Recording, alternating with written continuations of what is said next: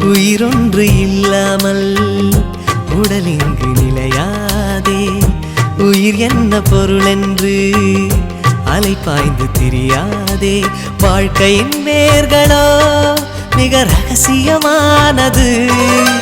ரகசியம் காண்பதே நம் அவசியமானது. தேடல் உள்ள உயிர்களுக்கே தினமும் பசி இருக்கும். தேடல் என்பது உள்ளவரை வாழ்வில் ருசி இருக்கும். பாடல் போல தேடல் கூட ஒரு சுகமே. இசை பாடி வரும் இளம் காற்றுக்கு உருவமில்லை. காற்றலை இல்லை என்றால் ஒரு பாட்டொலி கேட்பதில்லை.